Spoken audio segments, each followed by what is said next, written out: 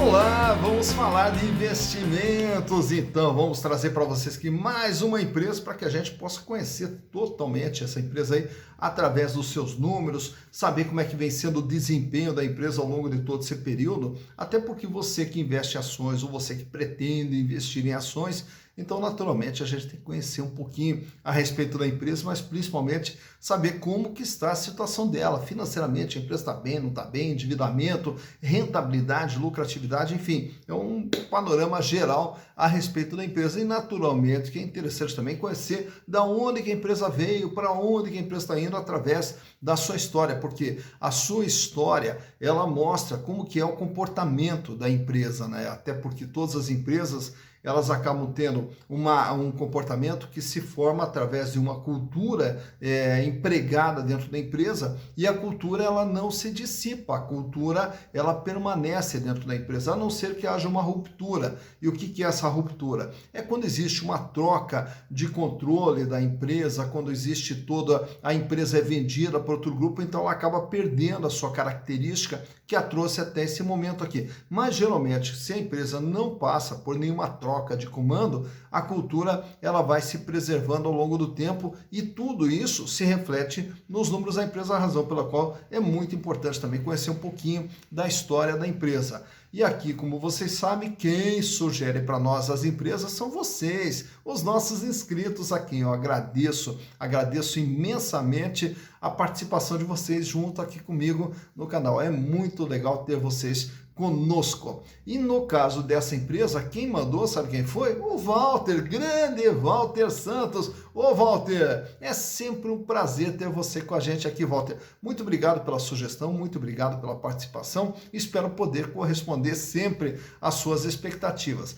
Mas caso vocês também tenham sugestão de outras empresas, tranquilo, basta entrar aqui, ó, canal Silas Negraf, e aproveita também, além da sugestão, faça a sua inscrição, dá o like aí também, esteja junto conosco, sempre recebendo as informações das empresas que a gente vai disponibilizando para vocês. E a empresa que o Walter Santos sugeriu para a gente é a IRB Brasil Resseguros S.A. Inclusive é uma empresa que tem muita controvérsia em relação a ela, parece que até existe ali, é como se fosse uma torcida organizada a favor e contra, né? Mas tudo bem, o importante aqui é a gente retratar até para subsidiar vocês de informações a respeito da empresa, para saber exatamente o que vem acontecendo com a empresa. Mas para saber o que vem acontecendo, vamos voltar lá atrás, lá no ano de 1939, quando nós tínhamos aqui o presidente Getúlio Vargas, e o presidente Getúlio Vargas que foi o criador da IRB. A IRB era uma empresa pertencente ao governo. E a ideia da IRB era o quê? Fazer resseguros. Os resseguros, que antes os seguros feitos no Brasil tinham que fazer o resseguro com empresas de fora do Brasil, aí foi criado a IRB para fazer o resseguro dentro do Brasil. O que é um resseguro? O resseguro é o seguinte, quando você faz um seguro com uma seguradora, essa seguradora ela reparte o risco com outras seguradoras, reparte o prêmio e reparte o risco. Para quê? Para caso ocorra um sinistro, nenhuma seguradora arque sozinha com todo esse risco aqui. Então, principalmente com seguros grandes, todos os seguros grandes eles são repartidos, né, através de um processo chamado resseguro, né? E aí, no caso, a IRB, ela fazia esse resseguro aqui para as empresas, para os seguros feitos aqui dentro do Brasil. E aí também ela passou a ser, a partir dos anos de 1960, passou a ser uma agência reguladora de todo o mercado de seguros. No ano de 1970 também passou a fazer resseguros com seguradoras internacionais, então começou a ter também uma penetração fora do Brasil. No ano de 1996 deixou de ser uma empresa totalmente estatal e passou a ser uma empresa de economia mista. E aí nesse momento ela mudou a sua razão social e passou a ser IRB Brasil Resseguros S.A. A partir dos anos de 2000, toda a regulação do mercado de seguros deixou de ser feita pela IRB e passou a ser feito pela SUSEP. Então agora nós temos a Superintendência de Seguros Privados do Brasil, né, que é o órgão que faz toda toda a regulação do mercado de seguradoras. No ano de 2013, aí a IRB acabou sendo privatizada, né? E aí, nesse processo de privatização, os maiores acionistas da IRB atualmente são o Bradesco, com 15,8% de participação, e o Itaú, que tem 11,5% de participação nas ações ordinárias, então, no controle da empresa. No ano de 2017, então, com a abertura de capital, a empresa, então, passa agora também a ter a sua composição societária bastante pulverizada, porém, destacando mais uma vez que o controle da empresa permanece ainda com o Bradesco, com 15,8%, e o Itaú com 11,5%. Mas para que a gente possa até saber como que está a situação da IRB nesse momento, trouxe para vocês aqui 2018, 2019, 2020 e as informações agora do terceiro trimestre de 2021 e vamos saber como que está a situação da IRB. Então, vamos aos números. Bem, aqui estamos então com as demonstrações contábeis da IRB Brasil Resseguros S.A. e trouxe para vocês aqui os 3 últimos exercícios, 2018, 2019 e 2020, e também as informações agora do dia 30 de setembro de 2021. E aí, ao longo do tempo, a gente vai conseguir ter uma visão bem mais clara de como que vem sendo o desempenho da empresa ao longo de todo esse período.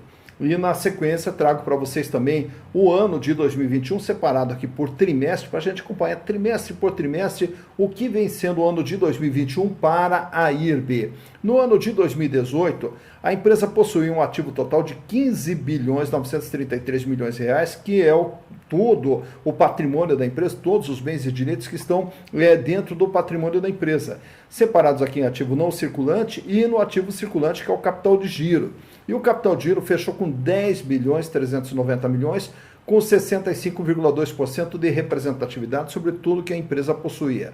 A empresa fecha com 2 bilhões 638 milhões em dinheiro, caixa, banco, aplicação, e 4 bilhões e 400 milhões em contas a receber. E aí temos aqui como valores assim também mais significativos dentro desses outros créditos, os chamados ativos de retrocessão de seguros, né? E aí também dentro do ativo realizável a longo prazo, que tem um valor significativo aqui também, são aplicações financeiras, como constam lá nas demonstrações contábeis da empresa, e também créditos da operação. Já para o ano de 2019, a empresa pula aqui para 17 bilhões 501 milhões de reais de ativo e o capital de giro permanece aqui na faixa dos 10 bilhões, agora perto de 11 bilhões de reais, mantendo aqui acima dos 60% de representatividade. Diminui significativamente o volume de dinheiro em caixa, 884 milhões, em compensação aumenta o contas a receber, 5 milhões 571. Também mantém aqui os outros créditos, né, que são os ativos de retrocessão e as aplicações financeiras e créditos da operação dentro do realizável a longo prazo, valores que vão entrar para o caixa da empresa num prazo superior a um ano. Em 2020, o patrimônio total pula para 22 bilhões 720 milhões e o ativo total o ativo circulante 15 bilhões 423 milhões. Então, um aumento significativo aqui no capital de giro, indo agora para 67,9% de representatividade. Recupera o seu volume de dinheiro em caixa, fechando agora com 3 bilhões e 800 em caixa, 5 bilhões e 700 milhões em contas a receber. E agora em setembro de 2021, o ativo total fechou em 23 bilhões e 891 milhões, com o capital de giro em 15 bilhões e 315 milhões, mantendo sempre acima de 60% a sua representatividade em relação ao ativo total. Aumenta um pouco mais o volume de dinheiro em caixa, 4 bilhões e 853 milhões, e aqui uma pequena diminuição também no contas a receber, 4 bilhões e 937 milhões. Destacando mais uma vez que dentro do capital de giro temos aqui os chamados ativos de retrocessão, que é a parte maior desses outros créditos, e aqui no realizável a longo prazo, mantendo aplicações financeiras e créditos da operação. Porém, o que mais chama atenção, o que mais merece destaque é sempre a questão do capital de giro, que são os recursos que a empresa tem para poder desempenhar a sua atividade. Então, olhando aqui o capital de giro, a princípio, o capital de giro aqui, ele vem mantendo uma estabilidade, vem mantendo aqui um volume de dinheiro em caixa, o quanto você vai receber, até aqui tudo em ordem. Olhando já a parte de passivo, passivo circulante, passivo não circulante, dívidas de curto prazo e dívidas de longo prazo, fecha com endividamento total de 12 bilhões 302 milhões, 77% de representatividade sobre o total ativo. O que quer dizer esse 77%? De tudo que a empresa tem, ela deve 77%. Né? Claro que ao analisar a IRB, nós não vamos encontrar aqui a figura de fornecedores. Até existem fornecedores, mas são valores menos significantes, né? Até porque ela não tem dentro da sua atividade compra de produtos ou compra de matéria-prima, tudo mais. O que ela vai ter aqui? As chamadas provisões técnicas, que fecha aqui com valor maior, 8 bilhões 997 milhões. Em 2019, o endividamento aumenta para 13 bilhões 556 milhões, 77,5% de representatividade. E sempre o peso maior das dívidas são as chamadas provisões técnicas. Já no ano de 2020, a dívida pula para 18 bilhões 464 milhões e agora já absorve 81% de todo o patrimônio da empresa. E aí, naturalmente, que a dívida maior, 13 bilhões, são com as provisões técnicas. E aí, fechando agora 2021, com 19 bilhões de dívida, 19 bilhões 866 milhões, 83,2% de representatividade. Então, o que isso aqui nos mostra? Que o endividamento da empresa, que ele vem com 77,2, 77,5, 81,3, 83,2, a dívida aqui ela vem num crescente ao longo de todo esse período analisado. Agora vamos ver os resultados gerados pela companhia. Também trazendo aqui 2018, 2019, 2020 e o resumo aqui do fechamento do terceiro trimestre de 2021. O faturamento total, a receita das operações, 5 bilhões 764 milhões em 2018, aumenta para 6 bilhões 610 em 2019, 8 bilhões 480 milhões em 2020 e agora, até o terceiro trimestre, em 9 meses do ano de 2021, já alcança 5 bilhões 987 milhões, projetando aqui um faturamento total na faixa de 8 bilhões de reais. Então o faturamento sai de 5 para 6.600, 8.400 e vai fechar perto de 8 bilhões também nesse ano de 2021. Mas o mais importante do que o faturamento, como a gente sempre menciona, são os resultados gerados pela companhia. Em 2018, ela vinha com lucro de 1 bilhão 101 milhões, e aí uma margem de 19,1%. Então, uma excelente margem, um excelente resultado. Em 2019, 1 bilhão 210 milhões de lucro, 18,3%, também uma excelente margem. Já a partir de 2020, aí a empresa começa a ter problemas. Tanto que fecha aqui com prejuízo de 1 bilhão 521 milhões e uma margem negativa de 17,9%. E por que esse prejuízo? Porque ao analisarmos aqui os sinistros e despesas das operações, que correspondiam a 80% do faturamento, subiu para 89,5% do faturamento e agora atinge 118,5% do faturamento. Então, quando ela fatura 8.480, ela gasta 10.046 com sinistros e despesas da operação. Então, 2020, um ano terrível aqui para a IRB. E já no terceiro trimestre, aqui do ano de 2021, mesma coisa, 311 milhões de prejuízo. O prejuízo diminuiu significativamente em relação a 2020, porém, ainda existe um prejuízo em 2021 e ela vem operando com uma margem negativa de 5,2%. E também, olhando aqui, os sinistros e despesas da operação, 115,9%. Então, dá para se observar que o grande problema da empresa está sendo aqui nos gastos com sinistros e despesas da operação que estão sendo superiores ao que a empresa fatura. Já que falamos aqui do terceiro trimestre, trago para vocês agora trimestre por trimestre. Vamos ver 2021 como é que está sendo para a IRB.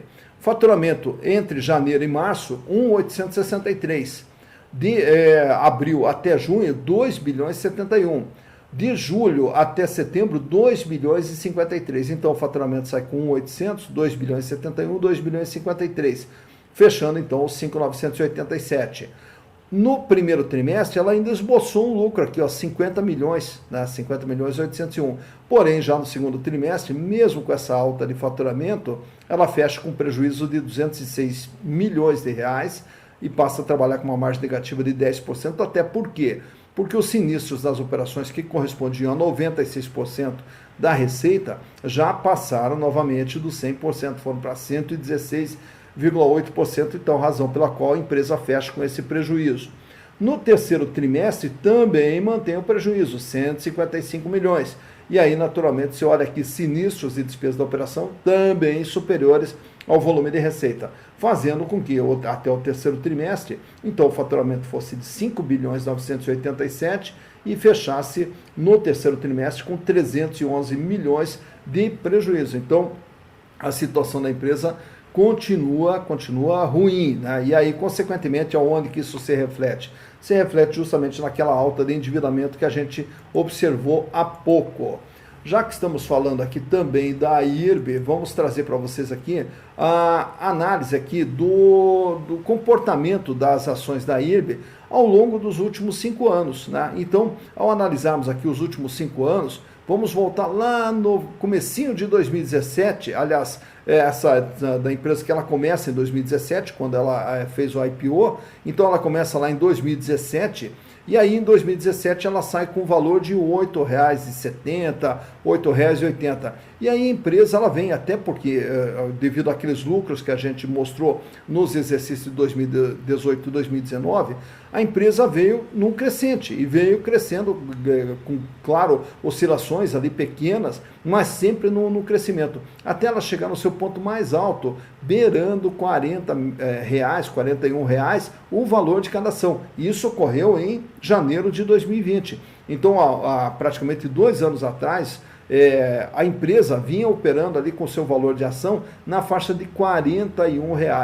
E a partir dali, na sequência dela, teve uma queda e aí veio a pandemia. Com a pandemia, vem aquela queda, aquela despencada que a empresa deu, voltando lá para a faixa dos R$ 6,75.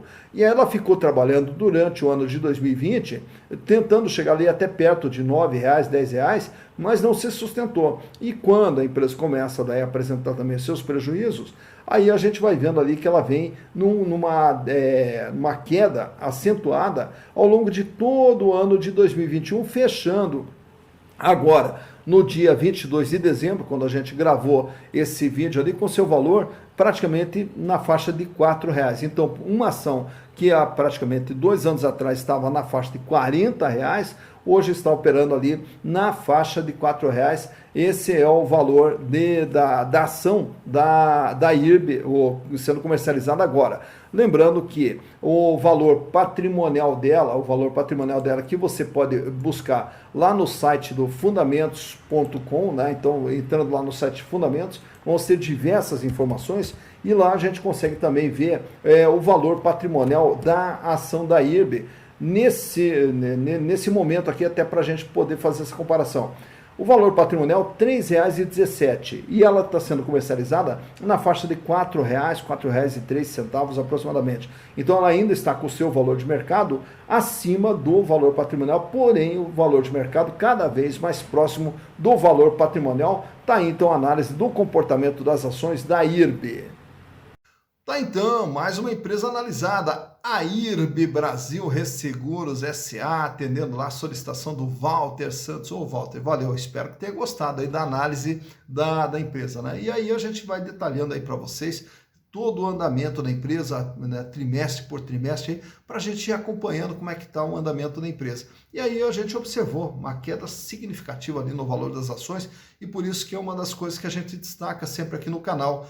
Diversas ações tiveram um processo de desvalorização, principalmente nesse final de ano de 2021, segundo semestre de 2021, até em função de toda a instabilidade econômica que vivemos aqui no Brasil. E aí nós temos diversas empresas que caíram. E aí eu sempre faço um alerta para que a gente possa analisar qual é a razão da queda do valor das ações.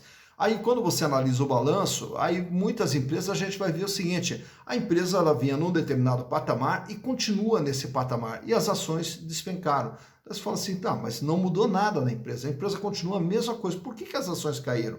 E muitas vezes ocorre o contrário, a empresa continua a mesma coisa, e por que as ações subiram tanto, né? Então a gente vai tirar através das informações contábeis, para tentar identificar se é um problema da empresa ou se é um problema do mercado. Se for um problema do mercado, da economia que dá essas oscilações, às vezes um investidor grande sai daquela empresa, a ação despenca, de repente um investidor grande entra, a ação dispara, tá? Então, mas todos esses processos, eles são corrigidos com o tempo. Agora, quando o problema é com a empresa, aí fica um pouco mais complicado. porque a empresa tem que dar sinais de que ela está se recuperando, né? Então, por isso que é importante sempre a gente analisar as quedas do valor das ações, se é um problema de mercado ou se é um problema da empresa. Se for de mercado, o tempo corrige, né? Claro que depende da economia, né? O tempo pode ser de curto, médio e longo prazo, depende da economia, mas se corrige. Agora, se for um problema da empresa, aí a gente tem que acompanhar se a empresa se corrige, né? Então, esse é o detalhe fundamental que a gente procura sempre repassar aqui para vocês. Para quê? Para na hora de comprar ações, na hora de investir, você investir de forma consciente, minimizando o risco e potencializando as probabilidades de resultados, que é o que mais nos interessa aqui. Porque o importante o que é? Aos pouquinhos ir construindo o seu patrimônio para lá na frente você ter uma vida cada vez mais digna e uma vida cada vez melhor, que é o que eu lhe desejo. Desejo a todos vocês. Dito isso, bons investimentos para vocês.